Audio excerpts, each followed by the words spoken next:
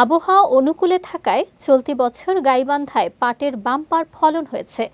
এছাড়া দাম ভালো পাওয়ায় খুশি চাষিরাও। এদিকে জেলায় পাটের আবাদ বাড়াতে সব ধরনের সহযোগিতা করছে কৃষি বিভাগ। গাইবান্ধা প্রতিনিধি মোহাম্মদ হোসেন আলীর পাঠানো তথ্যচিত্রে বিস্তারিত সঙ্গীতাসার ডেস্ক রিপোর্টে।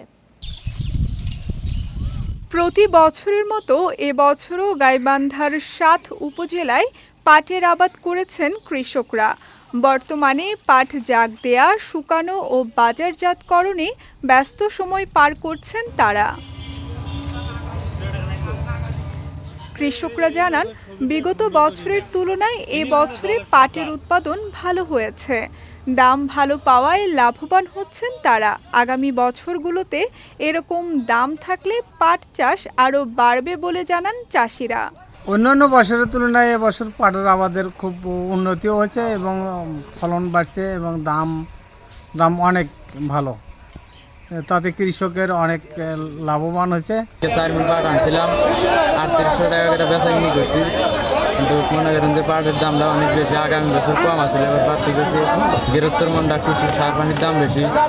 এদিকে পাটের আবাদ বাড়াতে সব ধরনের সহযোগিতা করছে জেলার কৃষি বিভাগ। কৃষকরা এবছর পাট আবাদ করে অত্যন্ত সন্তোষ প্রকাশ করেছে। বাজার মূল্য ভালো এবং কৃষি বিভাগের উদ্যোগ সব মিলে আগামীতে পাটের আবাদ বৃদ্ধি পাবে বলে আমরা আশা করছি।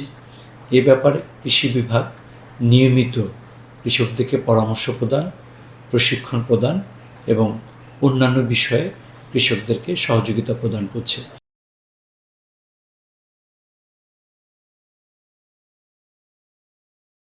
চলতি বছর গাইবান্ধা জেলায় 13,822 হেক্টর জমিতে পাটের আবাদ হয়েছে।